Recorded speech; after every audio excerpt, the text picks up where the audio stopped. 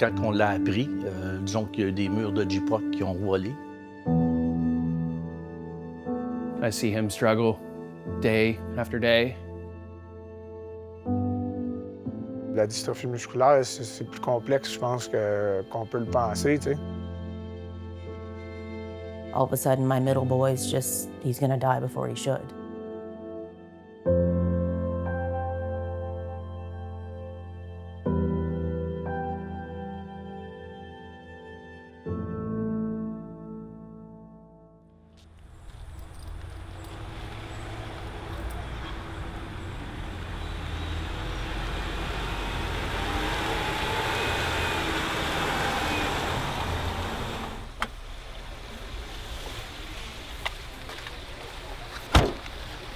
On va sortir le quadri.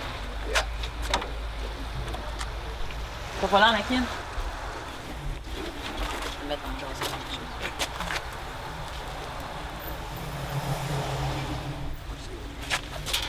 Comme ça. On le met-tu sur le repas ou à côté? Non, ici. Voilà, je vais prendre là.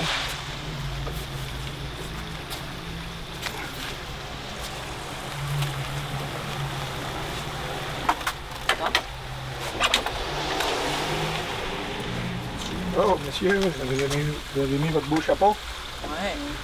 Je vais aller voir si je débatte mes affaires avant, là. Écraser la caboche. Je vais aller voir avec Phil si je m'installe une table. Un peu mieux, un peu, ça passe pas.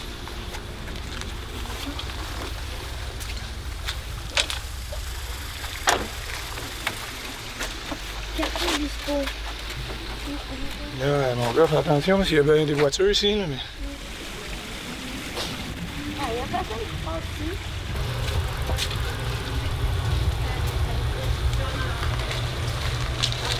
Ben, aujourd'hui, c'est un matin un peu spécial là, pour toute notre famille. On est allé donner l'élan à Bruce pour son départ, pour son super méga défi de traverser le Canada en vélo, en solo.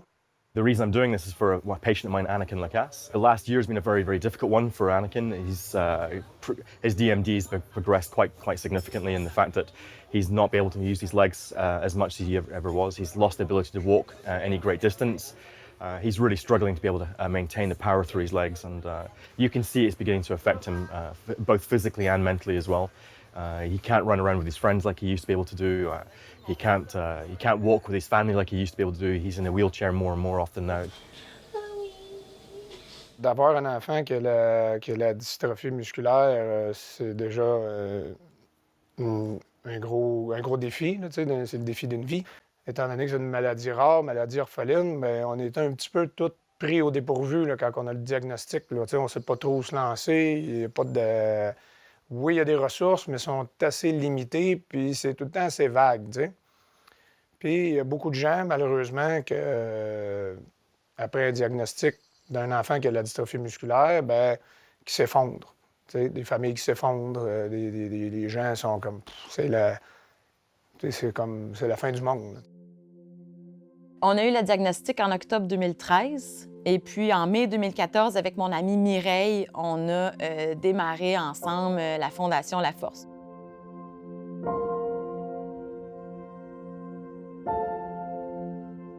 Il y a 20 ans, un papa, John Davidson de Jesse's Journey, a traversé le Canada à pied pour attirer l'attention, ramasser des sous pour financer des recherches, parce qu'il n'y avait pas de recherche à ce moment-là.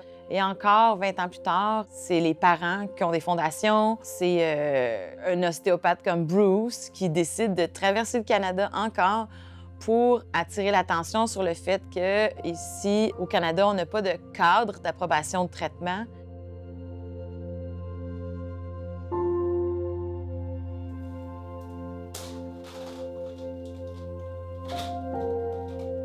On a réussi à avoir un traitement pour Anakin qui est seulement disponible en Europe. C'est un médicament qui est censé retarder l'évolution de la maladie.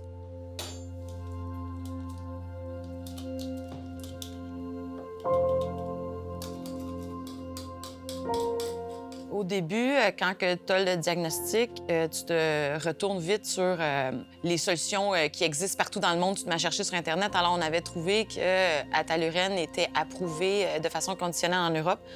Donc, à partir de ce moment-là, on s'est dit, OK, il y a des gens qui ont accès, puis nous, on l'a pas. Alors, on a compris rapidement qu'il fallait faire des gros efforts. Généralement, les gens qui ont des maladies rares, qui veulent avoir accès à un médicament, la façon la plus facile au Canada, c'est de pouvoir s'inscrire sur un essai clinique. C'est un peu une course contre le temps parce que le plus vite que tu as le traitement, le mieux que c'est. Mais il y a des obstacles à pu finir, à franchir avec les systèmes d'approbation ici, les remboursements, le financement. Au fait, il n'y a rien de tout ça de fait pour nous. La façon qu'on a trouvé, nous, c'était une demande d'accès spécial à Santé Canada pour ce médicament-là. On a été les premiers à ouvrir les portes pour avoir accès à ce traitement-là. Puis suite à notre bataille, bien, 4 autres enfants ont eu accès au Canada pour Ataluren.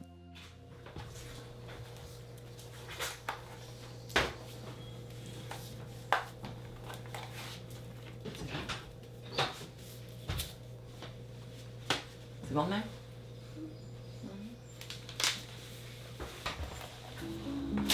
La dystrophie musculaire, c'est plus complexe, je pense, qu'on peut le penser, tu sais. Ton enfant, à chaque jour, à chaque semaine, à chaque année, bien, il perd, tu sais. On veut pas arrêter, là, tu sais. La Fondation est là pour ça. Nous autres, en tant que parents, on est là pour ça, pour continuer à croire qu'un jour, bien, on va trouver une solution pour guérir ces enfants-là, là, tu sais.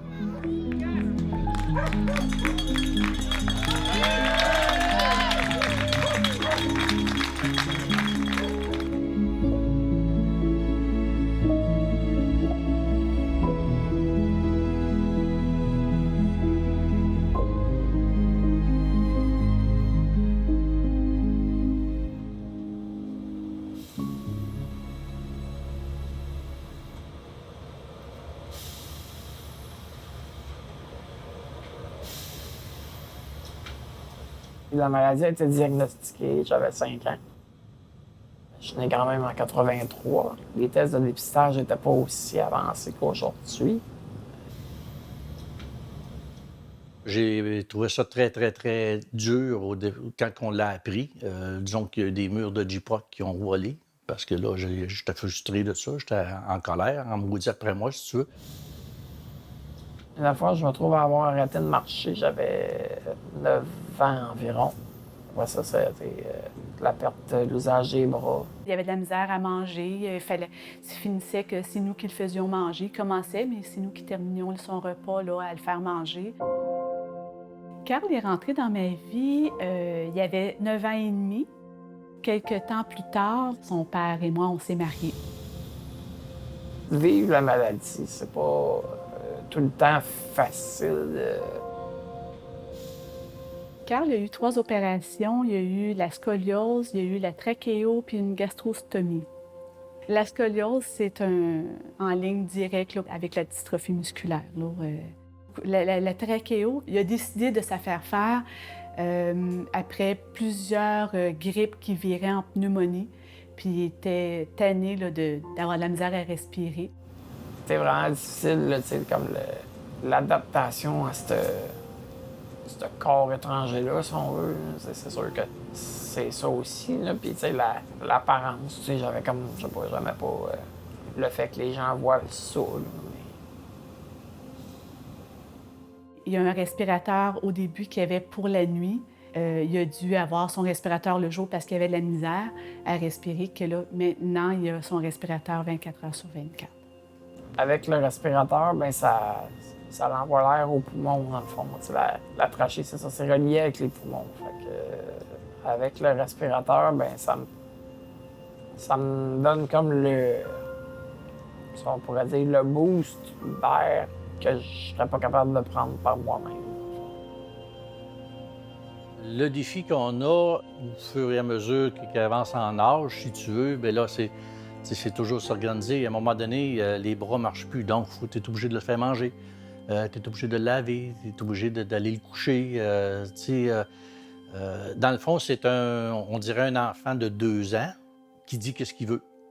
Tu l'emmènes aux toilettes, faut que tu le laves, faut que tu le fasses manger, tout ça, c'est ça. Mais ils gardent. Faut pas oublier une chose, ils ont toute leur tête tout le temps, là. Au départ, j'étais plus ou moins d'accord de le placer. Son père, lui, par contre, était d'accord parce que c'était dur, là, 40 heures travaillées. La nuit, on se levait à tour de rôle pour pouvoir placer Carl où il avait besoin de se faire suctionner. Que là, on était rendu à bout du rouleau, qu'on l'a placé. Il reste dans une résidence de personnes âgées, que je te dirais qu'il y a presque les 3/4 des patients qui sont là, ils ne savent pas qu'ils sont là. Tu sais, l'Alzheimer ou des choses comme ça. Fait qu'il se trouve être en parenthèse, le bébé, si tu veux, dans la place, parce que c'est le plus jeune.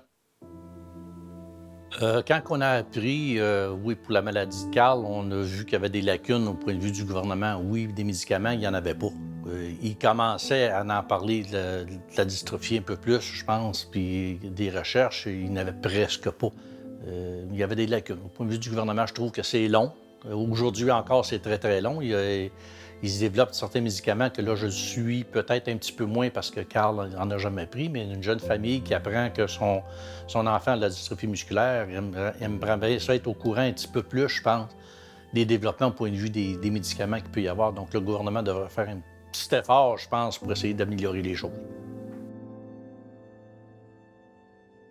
Tu sais, la génétique, c'est vraiment quelque chose qui est peut-être difficile à contrôler, je te dirais. Faire les recherches puis tout ça, c'est tout le temps ça, la problématique, c'est le budget, des fois, qui est pas assez suffisant.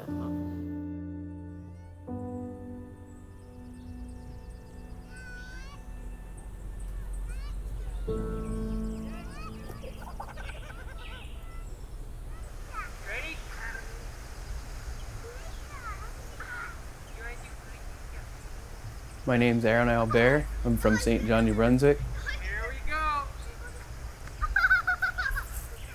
My name's Kristen Albert. I'm 29 years old, and I have a family of 7. We met in high school once or twice, never really talked. And after that, it was an ad on Facebook, and I was persistent, didn't leave her alone. I always wanted to go on a date, and she said yeah, and it all started there. We have 5 kids together. Riley, he's 9. Xander is 7. And then there's the twins, Adrian and Addison, 3 years old. And then there's Dakota, he's 5. Happiest little boy you'll ever meet. And that's what we try to keep on his face, is a smile every day. He's diagnosed with DMD. They took the blood, it's like December 1st. So we were all excited, decorating for Christmas, and then we get this news, and it was like, we were just on the edge of our seats waiting all month long. Christmas, we don't even remember Christmas that year because we were just so worried. And then it was probably 2 weeks into the new year, we got the phone call that he was diagnosed, and it was devastating to all of us. Emotionally, it was hard, and if it wasn't for my parents comforting us at the same time, I probably wouldn't have been able to get through it. It was tough. Still tough to think about it, down the road, he could be gone before us. I see him struggle day after day. You have this outlook on your family thinking that, we have happy, healthy kids when they were young, and then all of a sudden my middle boy's he's gonna die before he should. It's hard to deal with that every day. You wake up and you think, okay, is something gonna happen today? Is he gonna fall? His next appointment is this day. Are they gonna give us bad news? It's an everyday battle. Our first appointment with the pediatric neurologist, she offered the prescription right then and there, and I just said, no, I wanna look into it a little bit first. I don't just wanna take this and go to the pharmacy and give it to my child. I would like to try to veer away from the steroids as much as possible. And with my son being diagnosed with autism as well, he's already having some developmental issues behavior-wise. He has anger and aggression, and the steroids can make that worse. It can cause obesity, it can cause osteoporosis, behavioral issues. So we decided, we can't really make that worse right now until he gets help with his autism first. There's all kinds of treatments been done in Canada. I haven't really looked into those because they're not here, right? So you're kind of like getting your hopes up for something that's in another country, so why bother? I read a lot about the CRISPR over in China. They have actually done human testing down in the States. They're doing some other stuff. We've been on a waiting list now for one for over a year and a half. Pediatrician that we first got word from, he was not totally educated on it himself. We've mentioned one trial that we found interesting, and she had said, well, listen, there's a new trial. It's has the same effects as a steroid without the side effects. So she explained it to us. We've been in contact with her recently. They're just still trying to get the ball rolling for another phase.